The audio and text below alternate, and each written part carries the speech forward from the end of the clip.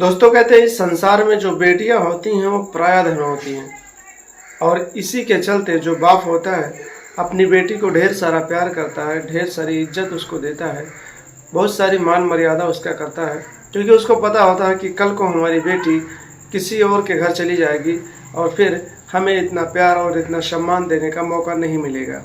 दोस्तों बाप और बेटी का जो रिश्ता होता है इस संसार में बहुत ही पवित्र और बहुत ही अच्छा माना जाता है। लेकिन सोचिए दोस्तों, अगर एक बेटी अपने बाप के ही जिंदगी की कातिल बन जाए, यानी उसे मौत के घाट उतार दे और फिर ये खबर पूरे संसार में फैल जाए और फिर उसके बाद वही बेटी अपने भाई को भी मारने की कोशिश करे, तो फिर कैसा लगेगा। दोस्तों एक बेटी को पालने पोसने में बाप का उम्र बीत जाता है और जो भाई होता है दोस्तों वो भी अपनी बहन को ढेर सारा प्यार करता है, ताकि उसकी बहन जब कल को किसी और के घर जाए तो फिर उसे वो ये ना कह सके कि मेरा भाई मुझे प्यार नहीं करता था, मेरा भाई मुझे मानता नहीं था, मान सम्मान नहीं करता था। दोस्तों आज की जो कहानी है बेहद ही विचित्र कहानी है, बहुत ही इमोशनल कहानी है और जब आप लोग सुनेंगे इस कहानी को तो आप लोग भी सोचने पे मजबूर होंगे कि क्या एक बेटी जिसे बाप इतना प्यार करता है, इतने परिश्रम से उसे बड़ा करता है, उसका पालन पोषण करता है और फिर उसकी शादी करता है, धूमधाम से उसे किसी और के घर विदा करता है, इतना सब कुछ जो बाप करता है, उसी बाप को एक बेटी ने इतनी बेरहमी से मार डाला, उसका कत्ल कर दिया और उसका सर काट डाला। और उसके बाद जब उसे इतनी से भी संतुष्टि नहीं मिली तो फिर वो अपने बड़े भाई के पास गई, बरामदे में लेटा था उसका भाई, और फिर वो अपने भाई के ऊपर भी कुल्हाड़ी से वार करने लगी। लेकिन दोस्तों दुर्भाग्यवश उस भाई की नींद खुल गई।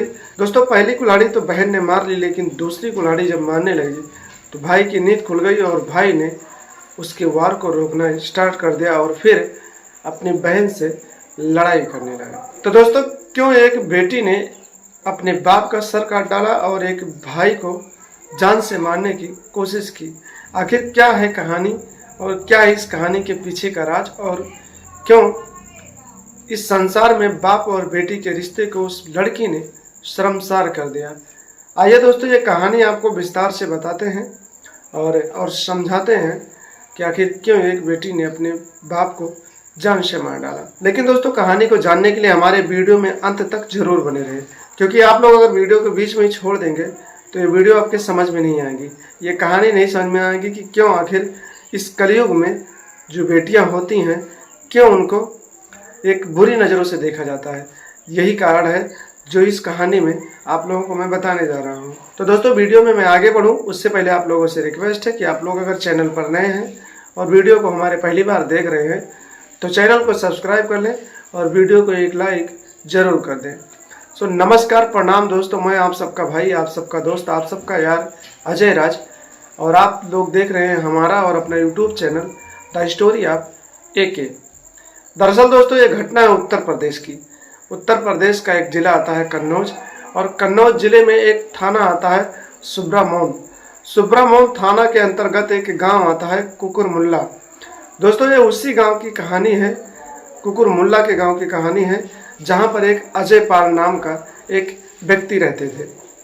दोस्तों अजय पाल अपनी पत्नी, अपने बेटे और एक लड़की थी उनकी 17 साल की, चारों परिवारों के साथ रहते थे। दोस्तों उनके बेटे की हाल ही में भी शादी हो गई थी, तो उनकी एक बहू भी घर में रहने लगी थी। उनकी जो 17 साल की बेटी थी वो स्कूल में पढ़ने जाती थी, कक्षा 10 की छात्रा थी।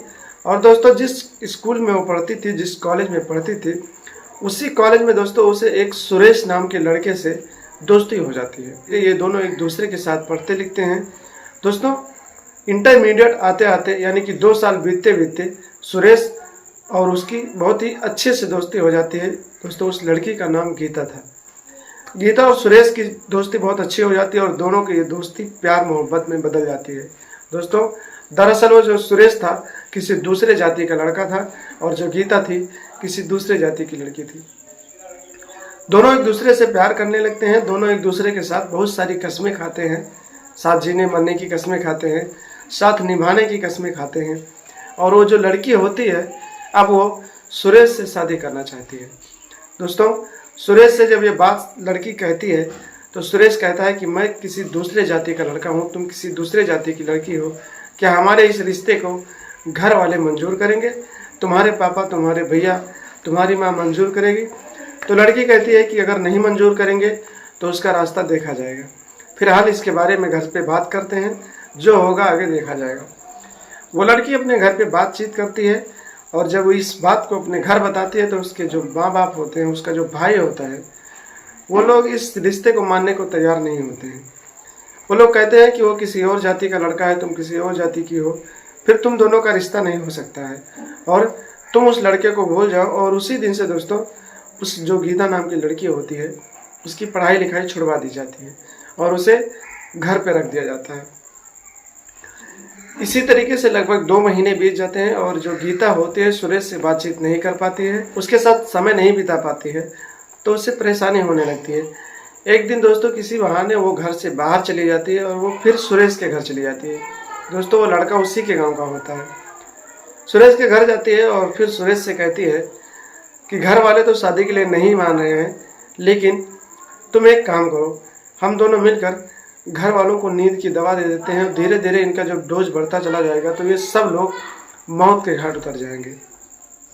दोस्तों वो लड़की एक ऐसा प्लान बनाती है कि पूरे घर वालों को मार डालने का प्लान बनाती है। लेकिन दोस्तों उसका जो साथी था, यानी उसका जो प्रेमी था सुरेश, वो कहता है कि ये सब करना गलत बात है, तुम ये सब मत करो। फिर वो लड़की बताती है कि ठीक है, मैं ये सब नहीं करूँगी। उस लड़के को बेवकूफ़ बना देती है और कहती है कि तुम नींद की गोली मुझे ला के दो। दोस्तों सुरेश लेकर आता है और जो गीता नाम की लड़की होती है उसे देता है और फिर वो अपने परिवार वालों को उस दवा को देने लगती है। एक दिन की बात है दोस्तों, वो खाना बनाती है और खाने में जो सब्जी वगैरह होता है उसमें वो दवा मिला देती है, लेकिन वो जो दवा का डोज होता है वो समझ नहीं पाती है और कुछ ज़्यादा ही दवाइयाँ उसमें मिला देती है, जिसकी वजह से पूरे घर वालों को खाना खाने के बाद उल्टियाँ हो जाती हैं। किसी को उस दवा का असर नहीं होता है। लड़की सोचती है कि ये तो हमारा खेल ही उल्टा होता जा रहा है। दोस्तों फिर 2-4 दिन बीतते हैं, उसका प्रेमी फिर उसे दवा ला कर देता है और फिर वो लड़की दोबारा से प्रयास करती है, लेकिन उस दिन वो डोज देने में सक्सेस हो जाती है। दोस्तों उस दवा का डोज जो होता है उसके पिता के ऊपर असर कर जाता है, उसकी माँ के ऊपर असर करता है, उसकी भाभी के ऊपर असर कर जाता है। लेकिन दोस्तों वो दवा का जो डोज था उसके भाई के ऊपर असर नहीं करता है, क्योंकि उस रात भी उसके भाई को उल्टियाँ हो गई थी और इस बात की जानकारी उस बहन को नहीं थी, उस गीता नाम की लड़की को नहीं थी।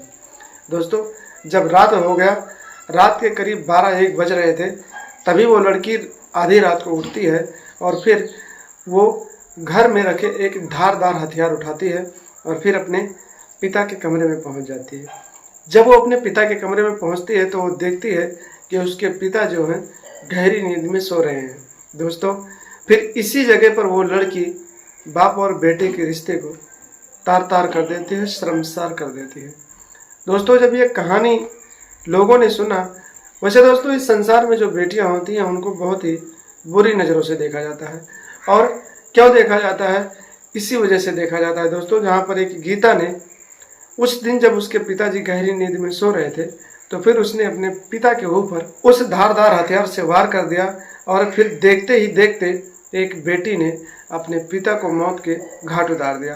दोस्तों इतना ही नहीं, उस बेटी ने जब उसके पिता की मौत हो गई तो फिर उसने अपने पिता के सर को उनके धड़ से काट कर अलग कर दिया।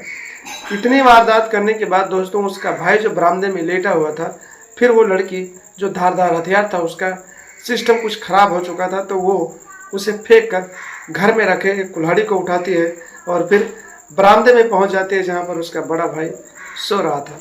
दोस्तों जब वो लड़की बरामदे में पहुंचती है तो उसका भाई सो रहा था। पहली बार तो वो कुल्हाड़ी से अपने भाई के ऊपर कर लेती है, उसके बाद जो दूसरा वार करने लगती है तो फिर उसके भाई की नींद खुल जाती है। दोस्तों जब उसके भाई की नींद खुलती है तो अपनी बहन के साथ लड़ाई करने लगता है और फिर अपने आप को बचाने की कोशिश करने लगता है। भाई शोर करता है तो आसपास के लोग भी इकट्ठा हो जाते हैं और फिर शोर से उसकी माँ की भी नींद खुलती है तो उसकी माँ भी आ जाती है। उसकी जो माँ होती है वो अपनी बेटी को डांटती है और कहती है कि ठीक है, तुम ये सब जो कर रहे हो गलत कर रहे हो और ये सारी बात मैं तुम्हारे पापा को बताऊंगी। दोस्तों जब उसकी माँ उसके पिता के कमरे में जाती है तो वहाँ का जो नज़ारा होता है, वहाँ के नज़ारे को देखकर वो एकदम से बेहोश होकर वहीं पर गिर जाती है। क्योंकि दोस्तों वो देखती है कि उसकी बेटी ने तो पहले ही अपने पिता को जान से मार डाला है और उसके सर को धड़ से अलग कर रखा है। दोस्तों जब गांव वाले इतनी वारदात देखते हैं तो ये सूचना पुलिस को दी जाती है और मौके पर पुलिस पहुंच जाती है। पुलिस जब मौके पर पहुंचती है दोस्तों तो फिर वो पिता के जो लाश को होता है अपने हिरासत में अपने कब्जे में लेती है और फिर उसे पोस्टमार्टम के लिए भेज देती है और जो भाई होता है उसे इलाज के लिए हॉस्पिटल भेज देती है और जो हत्यारन बेटी होती है उसे पुलिस हिरासत में लेती है और हिरासत में ले जाकर हाथों में हथकड़ी डालकर थाने ले जाती है और फिर इस केस की पूरी सच्चाई, इस मर्डर की पूरी सच्चाई जानने की कोशिश करती है। जब पुलिस वाले उस लड़की से पूरी वारदात की जानकारी लेते हैं तो लड़की कहती है कि मेरे इस रिश्ते को मानने को हमारे भैया और हमारे पिताजी जो मेरे पापा थे उनको मंजूर नहीं था, तो फिर हमने और मेरे प्रेमी ने मिलकर एक साजिश रचा और उस साजिश के तहत मैंने अपने पिता को मौत के घाट उतार दिया और अपने भाई को भी मारने वाली थी, लेकिन उसकी नींद खुल गई। इस तरीके से दोस्तों जो खुलासा होता है जो लड़की करती है, उस खुलासे के तौर पर पुलिस वाले उसके प्रेमी सुरेश को भी हिरासत में लेते हैं और इस हत्याकांड में सम्मिलित होने के जुर्म में उस प्रेमी को भी जेल डाल दिया जाता है। तो दोस्तों आप लोग कमेंट बॉक्स में कमेंट करके बताइए कि एक लड़की ने, एक बेटी ने अपने बाप के साथ ये सब करके सही किया या गलत किया। दोस्तों उस बेटी ने अपना परिवार बिखेर दिया, अपना घर उजाड़ दिया और साथ ही साथ अपने प्रेमी को भी जेल की हवा खिलाती नजर आई।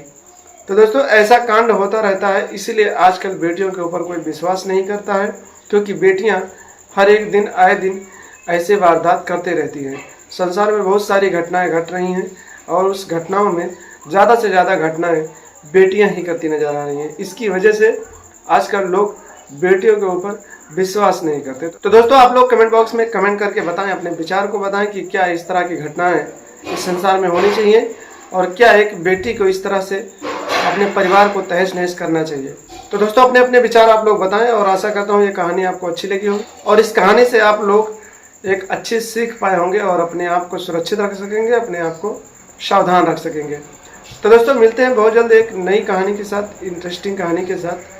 तब तक के लिए आप लोग हंसते रहिए, मुस्कुराते रहिए और हमारे साथ बने रहिए और इसी तरह की क्राइम स्टोरी सुनने के लिए और देखने के लिए, जानने के लिए हमारे चैनल को सब्सक्राइब कर लीजिए और लगातार हमारे चैनल के साथ बने रहिए। तो दोस्तों तब तक के लिए विदा चाहते हूँ। नमस्कार, प्रणाम, जय हिंद, जय भारत, वंदे मातरम।